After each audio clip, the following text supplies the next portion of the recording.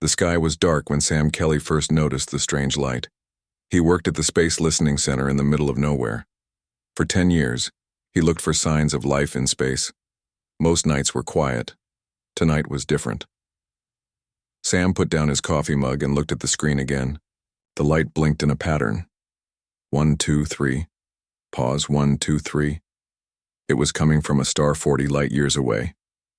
"Kate, come look at this," Sam called to his friend who worked down the hall. Kate Brown ran into the room. Her eyes went wide when she saw the screen. "Is that what I think it is?" "I don't know," Sam said. "But it's not random. Something or someone is making this pattern." They watched the screen for hours. The pattern kept repeating. Sam called their boss, Dr. Allen, who drove through the night to see it himself. "We need to tell the government," Dr. Allen said as the sun came up. His hands shook as he made the call tie. 3 days later, men and women in suits filled the small center. They brought better computers and more people. They all wanted to see the light that came from space. "It's a message," said Linda Hayes, a woman who knew about codes and patterns. "We need to figure out what it says."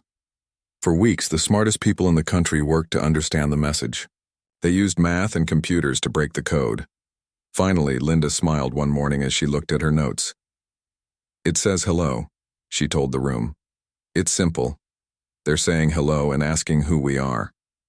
The president went on TV that night. He told everyone about the light from space. Some people were happy.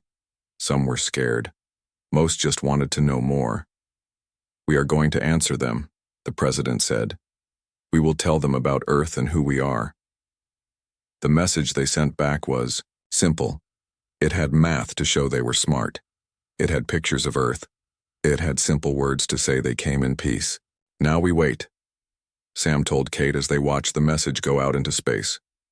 "It will take 80 years for our message to reach them, and 80 more for their answer to come back." But the answer came back just 5 days later. Everyone was shocked. How could they answer so fast? The new message was stronger. It made the power go out all over the country for 10 minutes. This time, the message was not just light. It had pictures and sounds. It showed what the aliens looked like. They were tall with many arms and skin that changed colors. They called themselves the Gora. "People of Earth," the alien in the message said in perfect English, "we have heard your greeting. We are the Gora and we rule many stars. We will come to visit you in 5 of your years. Make a place for us to land. We will teach you many things." The message also showed what the landing place should look like. It should be big and flat, near water, but not too close to where many people lived. Some people were happy about the news. They thought the aliens would help Earth. They could teach us how to fix our problems. They might share new ways to make energy or cure sick people. Other people were afraid. Why did the aliens answer so fast? How did they know English? What did they really want? Sam was one of the worried ones. "It doesn't make sense," he told Kate one night as they looked at the message again. "Light takes years to travel that far. They couldn't have gotten our message yet." "Maybe they have better science than us," Kate said. "Maybe they can make light go faster.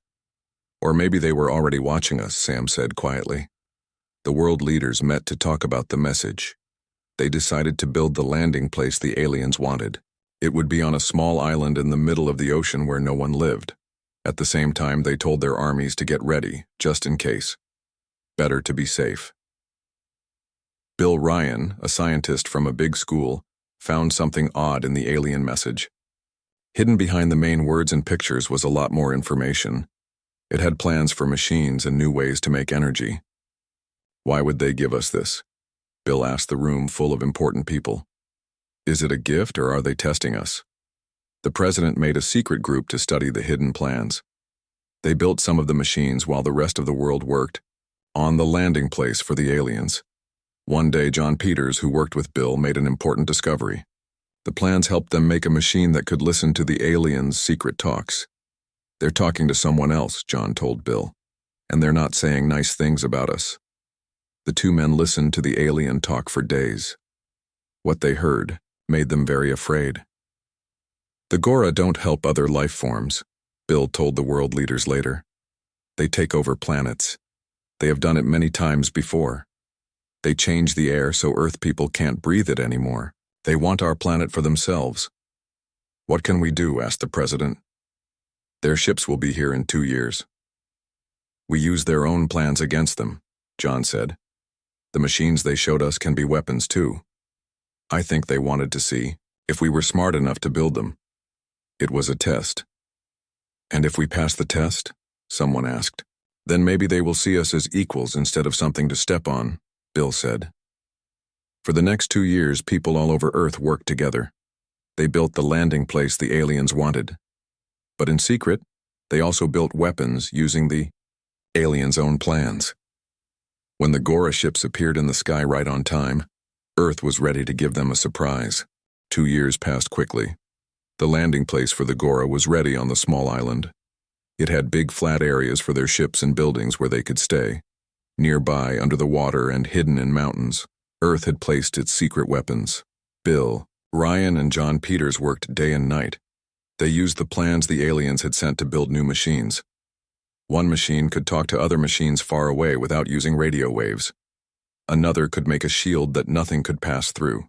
The most important one could stop the Gora ships from talking to each other. Will these really work?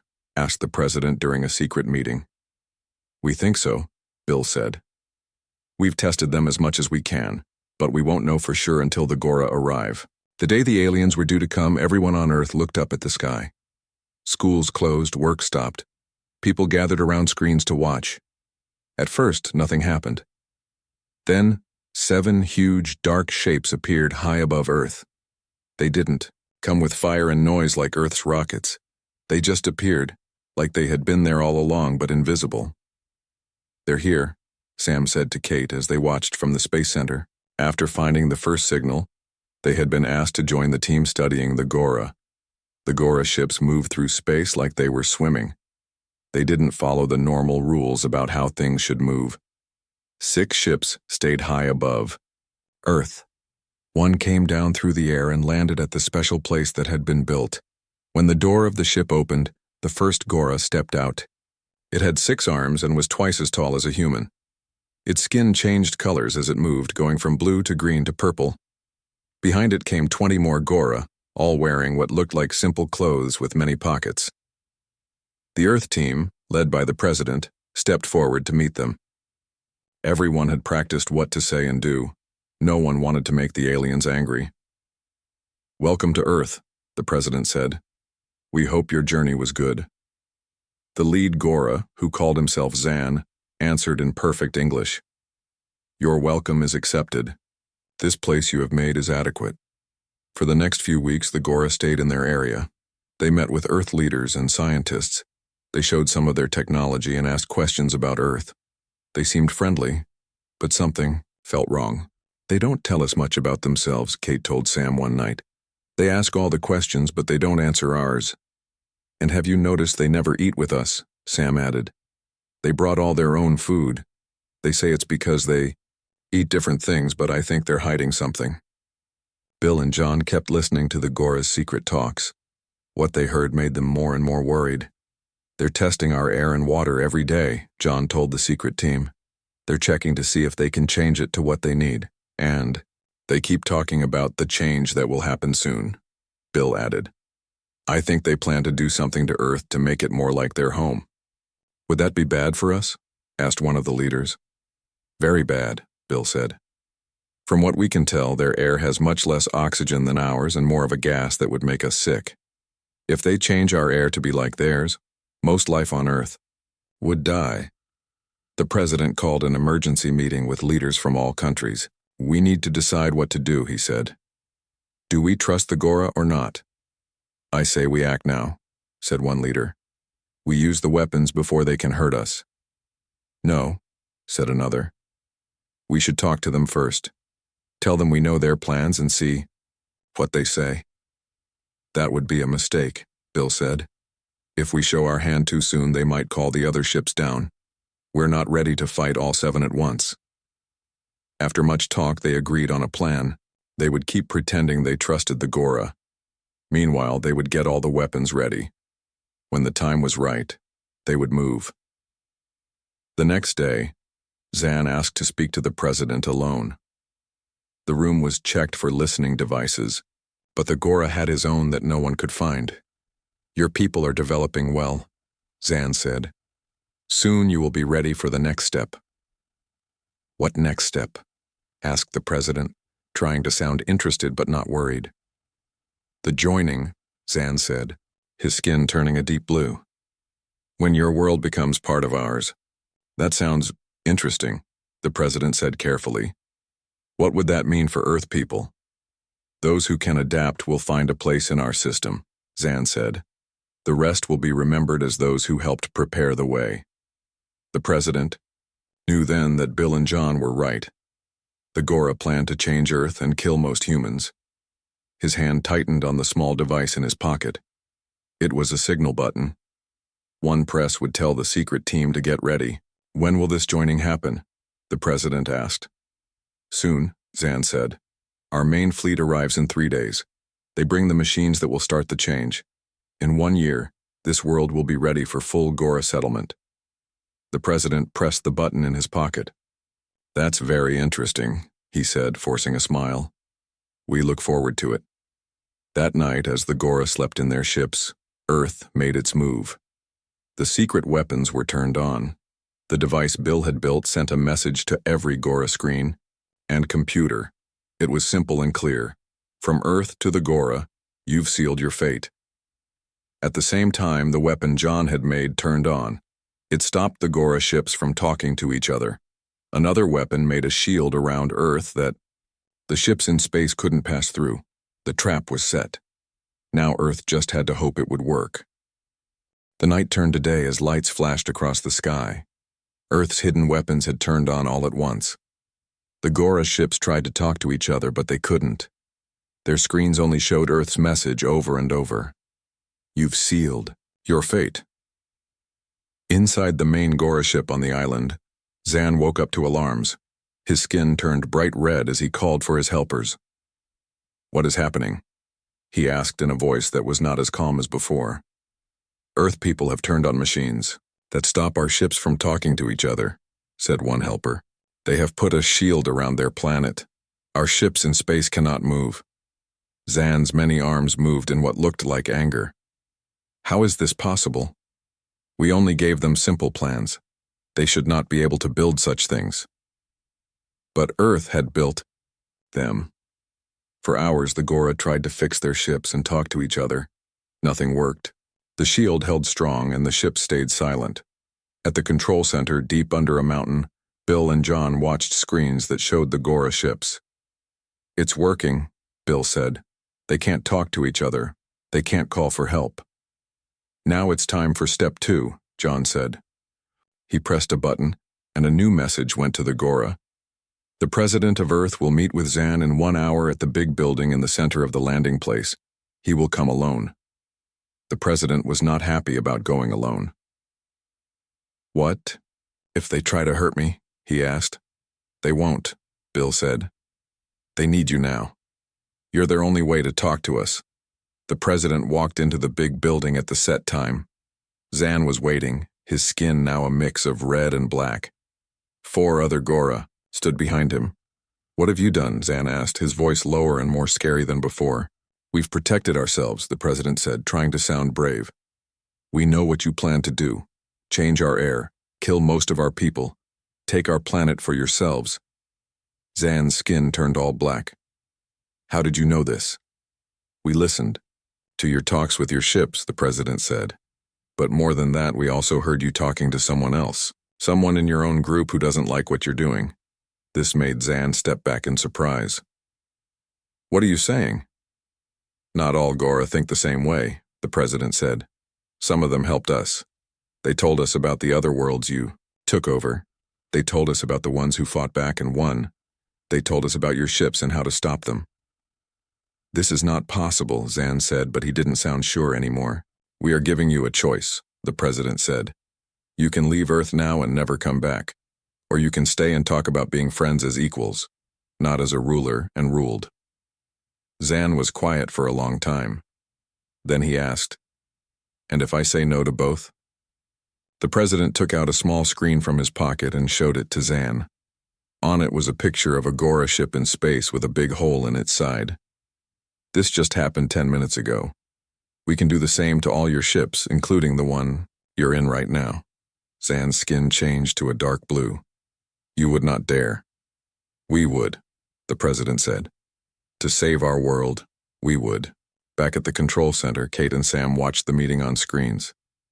I didn't know we blew up one of their ships, Sam said. We didn't, Kate said. That picture is not real. Bill made it on a computer. It's a trick to make Zan think we're more dangerous than we are. In another room, Bill and John were talking to a Gora through a special screen. This Gora looked different from Zan. Its skin stayed mostly green, and it had marks on its arms. Zan will not give up easily, the green Gora said. He has taken over many worlds. He does not like to lose. Will he try to fight? John asked. Maybe, the green Gora said. But if he knows some of us are helping you, he might think twice. How many of you are helping us, Vel? Bill asked. More than Zan knows, Vel said. Many of us think it is wrong to kill other thinking beings. We have been trying to change how the Gora act for a long time. In the big building, Zan and the Yao president were still talking. Zan's skin had turned a lighter blue. You say you want to be friends as equals. What does that mean to Earth people? It means we share what we know, the president said. We learn from each other. We trade things that both sides need. We don't try to change each other's worlds or ways of living. And if I agree to this, you will turn off your weapons? Zan asked. Some of them, the president said. The ones that stop your ships from moving, but the ones that stop you from talking to each other, and the shield around Earth will stay on until we are sure you mean what you say. Zan was quiet again. Then he said, I need to think about this. I will give you my answer in 1 day. The president nodded. 1 day? But, know this, in 3 days your main fleet will arrive. If we don't have a deal by then, we will turn all our weapons on them too. The president left the building and went back to the control center. He told everyone what had happened. Do you think Zan will agree? Kate asked. I don't know, the president said. But I do know we need to be ready for anything. For the next day, everyone waited. The Gora stayed in their ships. Earth kept its weapons ready. No one knew what would happen next. Then, just as the day was ending, a message came from Zan. I am ready to talk about being equals. But first I want to meet the Gora who helped you. Bill looked at Vel on the screen. Is this a trap? Vel's skin turned yellow. I think not. I think Zan has realized he has lost. But be careful. Bring many guards if I go to meet him. The stage was set for the most important meeting in Earth's history. 2 different groups of Gora and humans would decide the future of both. The next morning came with gray skies and rain. It seemed like even the weather knew something big was about to happen. Guards with special guns stood around the big meeting room. They were ready for anything. The president arrived first with Bill, John, Sam, and Kate. They sat at one side of a long table.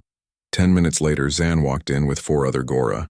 Their skin colors kept changing from blue to purple and back again. Where is the traitor who helped you? Zan asked right away. Vel will be here soon, the president said. But first we need to agree on some rules. No weapons, no tricks, just talking. Zan made a sound that might have been a laugh. You humans think you can set rules for me? I have ruled over 50 worlds. And now you face the world that stopped your ships, Bill said. The world that broke your secret talks. The world that learned your plans before you could finish them. Before Zan could answer, the door opened again. Vel walked in with 2 other Gora. Their skin was mostly green, with some yellow spots. Zan's skin turned bright red when he saw them. Vel, he said in a voice that sounded like rocks falling. You were always too soft. Too worried about other life forms. How could you help these simple beings against your own kind? Vel's skin stayed calm green. They are not simple, Zan. Look what they did with just the small bits of knowledge from our message. They built machines in 2 years that took us 100 to make. That just shows they are dangerous, Zan said. All the more reason to change their world before they can come to ours. Or all the more reason to be friends, Vel said. Think, Zan. 50 worlds you have changed.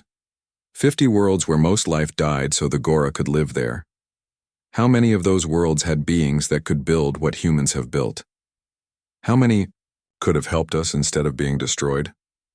Zan was quiet for a moment. Then he asked, How many Gora stand with you, Vel? More than you know, Vel said. Many on the ships above us. More on the main fleet that comes in 2 days. Many, at home too. We are tired of taking worlds. We want to learn from other life, not kill it. The president spoke up. There is room in the stars for both humans and Gora. We don't need to fight. We can help each other. Zan turned all his eyes to the president. And if I say no? If I tell my fleet to attack when they arrive? Then we use all our weapons, John said. The ones that can destroy ships. The ones that can send messages to every Gora at once to tell them what you wanted to do. The ones that can show them that humans beat you. Kate added. And Vel will tell other Gora what happened. How humans were ready to be friends, but you chose fighting instead. Zan's skin turned a dark color no one had seen before. For a long time he said nothing. The room was so quiet everyone could hear the rain outside. Finally, Zan spoke. In 8,000 years, only 17 worlds have stood against the Gora and won. 17 worlds that found our plans, used our own knowledge against us, and showed they were strong enough to be equals. His skin slowly changed to a lighter blue. Earth will be the 18th. No one spoke. No one moved. Then the president asked, What does that mean, Zan? It means I accept your offer, Zan said. Not because I want to, but because I must. The law of the Gora is clear. Any world that can stop us has earned the right to keep its own ways. The president looked at Vel. Is this true? Vel's skin turned bright green, which seemed to be a happy color. It is true, it is our oldest law. Only the strong can be our true friends, the rest must follow us or make way for us. So what happens now? Sam asked. Now we make a new agreement, Zan said. A treaty between Earth and the Gora. We will not change your world. You will not attack our ships, we will learn from each other. And the main fleet, Bill asked. Will they accept this? They will, Zan said. I am still the High Commander, and with Vel standing with me, even those who might doubt will follow. For the next day, both sides worked on the treaty. It said that Earth and the Gora would be friends. They would share some knowledge, but not all. They would visit each other's worlds, but only in small groups. They would help each other if outside dangers came. When the main fleet arrived, they found not a world ready for changing, but a world ready for meeting as equals. The biggest Gora ship landed near the first one. The leader of the fleet, a Gora named Trell, came out to meet with Zan, Vel, and the Earth leaders. Is it true? Trell asked. This world beat us? It is true, Zan said. They turned our own plans against us. They found friends among us. They stood firm when we tried to scare them. Trell's skin showed many colors at once. Then the treaty is right. They have earned their place. 1 month later, the first human ship made with Gora help was ready to fly. It could go faster than light, like the Gora ships. It could visit other stars in days, not years. Sam and Kate were picked to be on the first trip. Are you scared? Kate asked Sam as they got ready to leave. A little, Sam said. But mostly I'm excited. Think about it. We're going to see other worlds. We're going to be the first humans to walk on a planet that's not Earth. And we're going as equals, Kate said. Not as servants or helpers, but as friends. As the ship lifted off, people all over Earth watched on screens. The message that had started as a warning, "You've sealed your fate," now meant something different. It meant humans had shown they were strong enough to stand with the stars. 5 years passed since the day Earth and the Gora signed their treaty. The world had changed in ways no one could have guessed before. In big cities, humans and Gora walked the same streets. Not many Gora lived on Earth. maybe 100 in total, but each one came to learn and share. They worked with human scientists, artists, and teachers. They learned Earth languages and taught humans about the stars. The main Gora home was still the island where they first landed. They had built it into a beautiful place with tall, round buildings that changed colors with the sun. Humans could visit to learn and trade, but most of the island stayed Gora space. Sam and Kate had been to more places than they could count. Their ship, called the Bridge, had taken them to 3 other star systems. They had seen the main Gora world, a hot, dry place with purple trees and buildings that grew out of the ground. They had visited 2 of the other 17 worlds that stood up to the Gora and lived. Today they were back on Earth for a big meeting. 5 years after the treaty, leaders from Earth and all 18 free worlds were meeting on the Gora island. "I never thought I'd see this," Sam said, as their small boat took them to the island.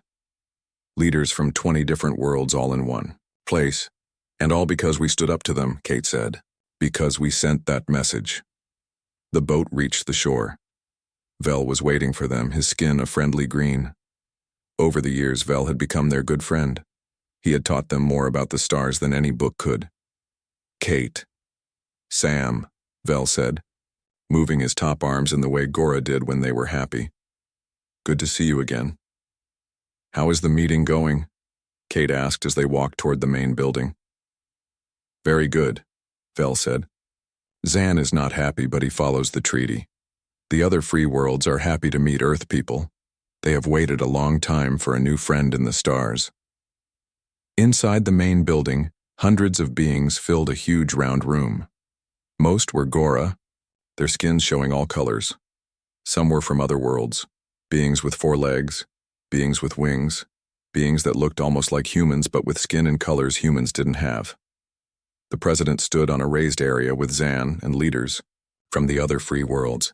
They were signing new papers, new agreements about how all the worlds would work together. Bill and John found Sam and Kate in the crowd. The 4 friends had been busy with different jobs since the Gora came, but they still talked often. "Did you see the new ship?" Bill asked.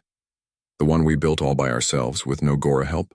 "We saw it," Sam said. "It's amazing. Not as fast as the Gora ships yet, but it's all ours. All human-made." "That's what this meeting is really about," John said quietly. "Showing the Gora we can do things on our own now. We learned from them, but we can stand on our own." On the raised area, the president was speaking. 5 years ago, Earth sent a message to the stars. We said, "You've sealed your fate." We meant it as a warning to those who wanted to hurt us. Today, that same message has a new meaning. By reaching out to the stars, we sealed our fate. A fate that takes us beyond our world, into a big family of thinking beings. Zan spoke next.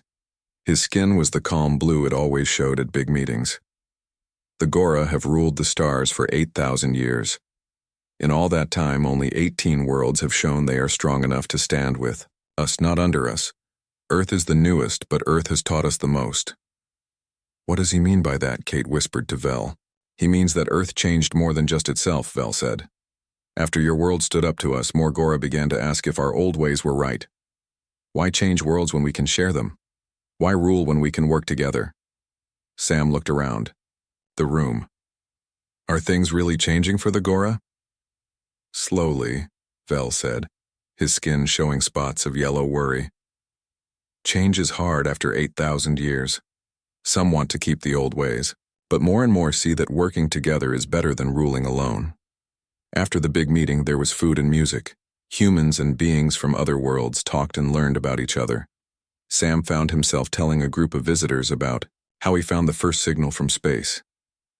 "I was just doing my job," he said. "I never thought it would change everything." Later, as the sun set, the president asked Sam, Kate, Bill, and John to join him on a small deck that looked out over the ocean. Vel came too. "I wanted to thank you for," the president said. "Without you, none of this would have happened. You found the signal. You learned their plans. You built the machines that saved us." "We just did what was needed," Bill said. "And we had help," John added, looking at Vel.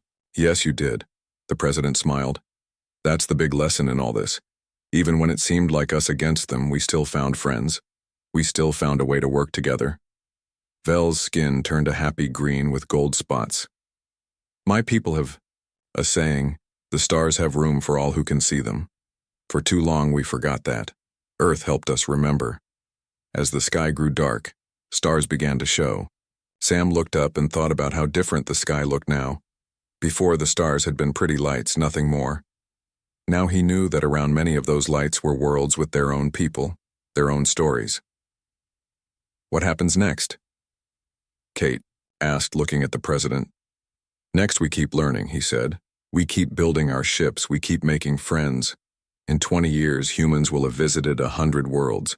In 50 years, maybe we'll find other beings out there who need our help to stand up to anyone who tries to rule them. On the other side of the island, in a quiet room, Zan sat alone. His skin was dark blue as he looked at a screen showing the 18 free worlds. Soon there would be more. The old Gora ways were changing.